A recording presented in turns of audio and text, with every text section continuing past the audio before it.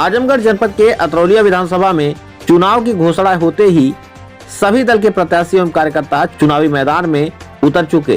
कोई विकास के नाम पर वोट मांग रहा है तो कोई पार्टी के नाम पर, कोई जनता के बीच में जाकर अतरौलिया विधानसभा क्षेत्रीय विधायक डॉक्टर संग्राम यादव के विकास की बात कर रहा है तो कोई योगी आदित्यनाथ और मोदी जी के कार्यों की प्रशंसा कर रहा है। ऐसे में कुछ लोग बहन कुमारी मायावती के शासन और सत्ता की हनक की बात कर रहे हैं। इसी बीच अतरौलिया विधानसभा के क्षेत्रीय विधायक डॉक्टर संग्राम यादव को समाजवादी पार्टी के राष्ट्रीय अध्यक्ष अखिलेश यादव द्वारा पुनः प्रत्याशी बनाया गया है, जिससे कार्यकर्ताओं में भारी उत्साह देखने को मिल रहा है। समाजवादी पार्टी के कार्यकर्ताओं का कहना है कि विकास पुरुष कहे जाने वाले समाजवादी पार्टी के राष्ट्रीय सचिव व पूर्व मंत्री बलराम यादव के पुत्र डॉक्टर संग्राम यादव की लोकप्रियता इतनी बढ़ गई है कि सभी जातियों और धर्मों के लोग एकजुटता के साथ इस बार विधानसभा चुनाव में अपना मतदान करेंगे। वहीं क्षेत्रीय विधायक संग्राम यादव का दावा है कि जनता की लोकप्रियता और मेरी ईमानदारी और कर्मठ निष्ठा को देखकर राष्ट्रीय अध्यक्ष द्वारा एक बार फिर से पुनः अतरौलिया विधानसभा से सपा का प्रत्याशी बनाया गया है। सपा की उम्मीदों पर मैं खरा उतरने का पूरा प्रयास करूंगा। आइए सुनाते हैं बातचीत के दौरान उन्होंने क्या कुछ कहा। आजमगढ़ से आशीष पांडे के साथ कैमरामैन देवानंद गिरी की रिपोर्ट। तो हमने कुछ कार्यकर्ताओं से, कुछ जनता से राय ली, जिसमें विकास ही लोगों का मुद्दा है। आपको तीसरी बार विधायक बनाना चाहते हैं, जिसमें पूर्व का विकास से लेकर के वर्तमान में भी और भविष्य को लेकर के लोगों का सपना है कि आप कुछ नया कुछ करेंगे। इस पर आपकी क्या राय है? जो जनता का इतना सहयोग और प्यार मिल रहा है, आप जहाँ जा रहे हैं भीड़ उमड़ जा रही, घरों से निकल जा रहे हैं लोग, तो इस पर क्या आपकी राय है? या पिताजी की वजह से है कि नया नेतृत्व है कि राष्ट्रीय अध्यक्ष की वजह से?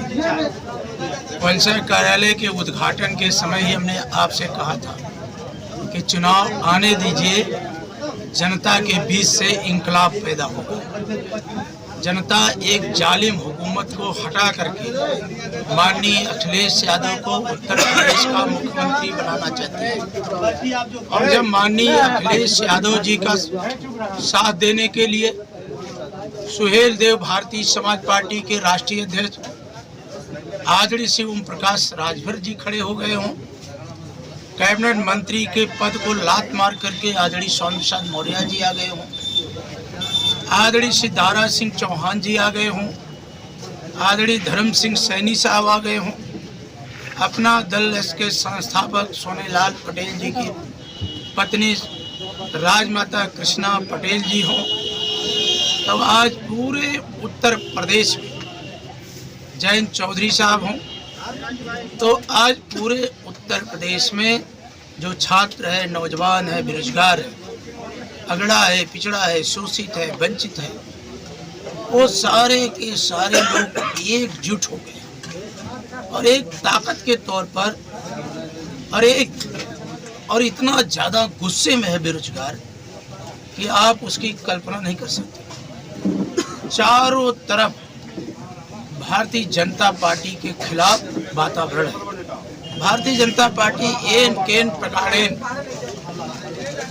निर्वाचन का सहारा लेकर के कोरोना की आड़ में नेताओं की सभा पर रोक लगाई है, नेताओं के चलने फिरने पर।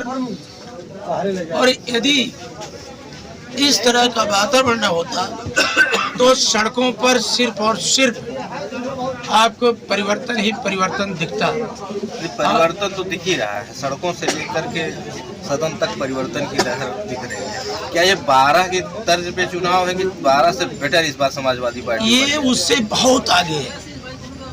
12 में जनता इतनी आक्रोशित नहीं थी जितना आज जनता आक्रोशित है। 2012 में उतना गुस्से में नहीं थी जनता जितना आज गुस्से में है, क्योंकि उन्होंने अपने बेटों को पैदल आते हुए बम्बई से देखा है, कलकत्ता से कोरोना के समय पैदल आते देखा है, आपके पंजाब से पैदल आते हुए देखा है, कलकत्ता से पैदल आते हुए देखा है। सरकार झूठ बोल रही थी कि हम उन्हें वहीं पर रोके हैं, इंतजाम दे रहे हैं, और जब वो अपने घर की तरफ बढ़े, जब भूख से व्याकुल हो गए तो अपने बच्चों को गोद में लिए, झोला लिए और सड़कों पर चल दिए, तो जालिम हुकूमत उनको बॉर्डर पर रोकी, अपमानित की और उन्हें उत्तर प्रदेश के झांसी बॉर्डर पे कई दिनों तक रोके रखे। और अगर उनके लिए बसों का इंतजाम हो गया होता और इतना दहशत का वातावरण न पैदा किया गया होता तो शायद इस तरह की घटनाएं न घटती। रेल की पटरियों पर लोग कट गए, औरैया के अंदर भीषण दुर्घटना हुई और बंबई से जो लोग ट्रकों से आए 4-4 हजार, 8-8 हजार, 10-10 हजार दे करके इनको सामान की तरह ट्रकों में लादा गया। गांव-गांव ने इस तरह का दृश्य देखा। यही सड़कों पर बेरोजगार नौजवान पैदल चलते हुए भूखे प्यासे लोगों को देखा। पार्टी ने ऐसी दहशत पैदा की थी कि उनको कोई पानी भी नहीं पूछ रहा था। तो भारतीय जनता पार्टी के राज में ऑक्सीजन के अभाव में लोगों ने अपनों को खोया है। रात रात भर लोग ऑक्सीजन खोजते रहे और ऑक्सीजन नहीं मिली।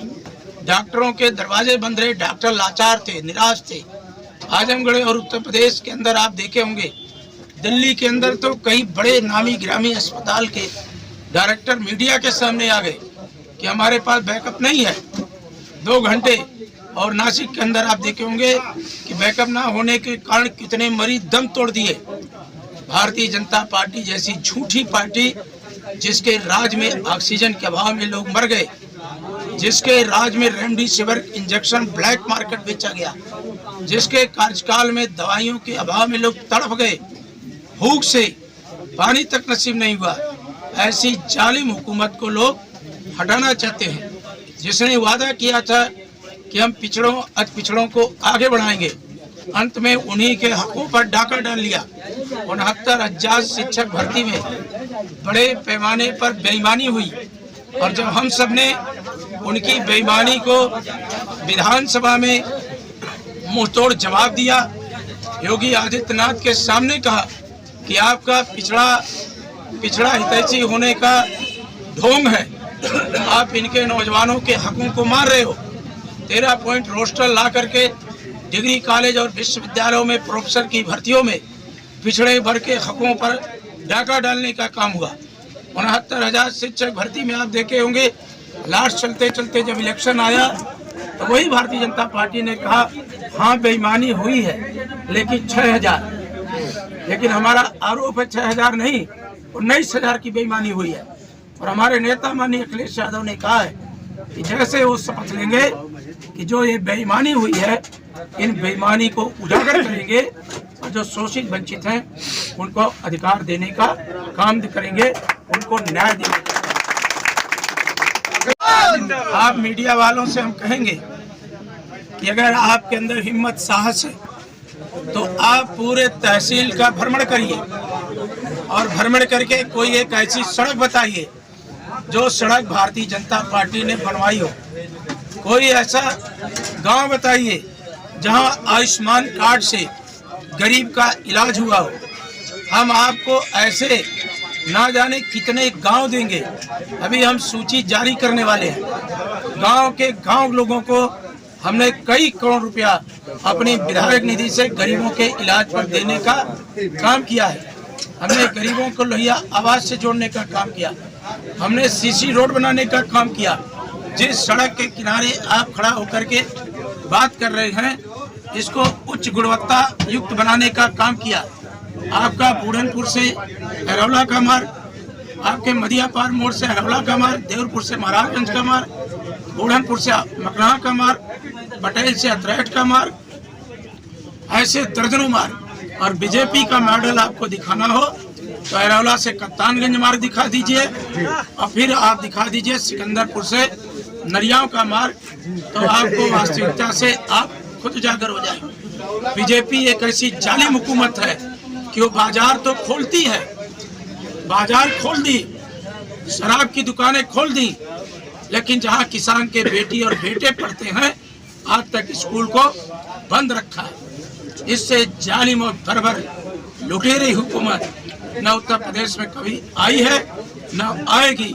हमारा गठबंधन समाजवादी पार्टी, सुहेल देव भारतीय समाज पार्टी, राष्ट्रीय आरएलडी का गठबंधन, जनवादी पार्टी का गठबंधन इसकी जमानत को जब्त करेगा और अतरौलिया की महान जनता इतना भारी बहुमत दे करके इन गैर राजनीतिक लोगों को जो राजनीति में कभी भाग नहीं लिए हैं, अगर मीडिया के अंदर साहस हो तो उनसे पूछे कि क्या आपने कृषि कानून के खिलाफ कोई आवाज उठाई? क्या आरक्षण के लिए आपने कोई आंदोलन किया? क्या बिजली पानी के लिए कभी आपने तहसील जाकर के कोई ज्ञापन दिया? तो अतरौलिया की जनता राजनीतिक व्यक्ति को पसंद करती है। इन गैर राजनीतिक व्यक्तियों की जमानत को जब्त कराई।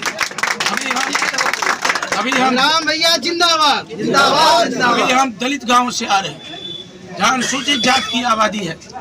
जब हमारी माताएं खुलेआम हमारे गले में माला डालती हैं, बहुत लोग कहते हैं कि महिला होके माला, मैंने कहा नहीं, ये बुरी प्रथा है। पहले उतनी हिस्सेदारी, हम उस विचारधारा के लोग हैं, हम अगड़ों का भी सम्मान करते हैं, हम पिछड़ों और शोषित वंचितों के भी साथ खड़े नजर आते हैं।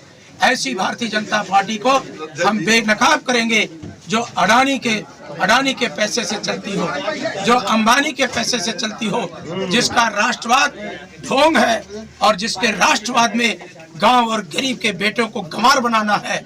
अभी आरबीआई के पूर्व गवर्नर उर्जित पटेल ने कहा कि अगर यही हाल रही तो 1-2 पीढ़ियां भारत की शिक्षा में कमजोर पड़ जाएंगी, मंद हो जाएंगी, तो आखिर देश कैसे तरक्की करेगा?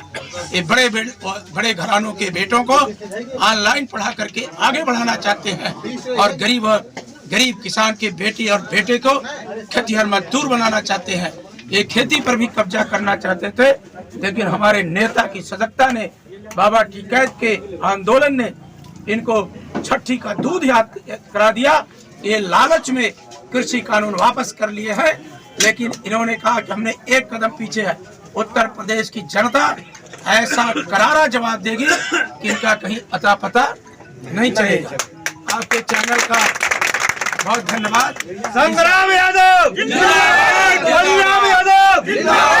इस विश्वास के साथ कि आप हमारी पूरी बात को समाज में दिखाने का काम करेंगे, क्योंकि आज Bharatiya Janata party digital platform पे लड़ना चाहती। माननीय अखिलेश यादव को दिल्ली में रोक दिया, उनको प्रेस कॉन्फ्रेंस में कितना विलंब से जाना, तो उनके रुकने से माननीय अखिलेश यादव रुकने वाले नहीं करेंगे। और हमारे लोग जो साथ चल रहे थे, सारे लोग मोबाइल पे खट खट खट खट, और अब वो मीडिया के मोहताज भी नहीं है। हमारे नेता ने कल मीडिया में आके कहा, उन्होंने एक चैनल में कहा कि तुम वरिष्ठ लोग हो, हम तुमसे क्या बात करें।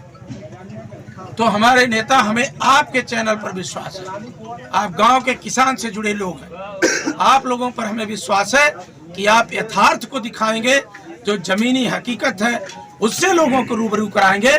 जो भारतीय जनता पार्टी का चश्मा लगा करके जो चलते हैं, वो मीडिया जिसके एक एक अखिलेश जी की एक एक बात पर मिर्ची लग जाती है, ईमानदार कहने पर भी जिसे खुशी ना होती हो, ऐसे लोगों को क्या कहा माननीय ओम प्रकाश राजभर ने कि अगर भारतीय जनता पार्टी कहीं कुकुर मार के गाड़ी हो लखनऊ में तो दिखावे। तो भारतीय जनता पार्टी अब जवाब नहीं दे पा रही ओम प्रकाश राजभर जी का। तो यहाँ तो समाजवाद, जब ये अध्यक्ष जी बैठे हैं और जब इनका साथ हो गया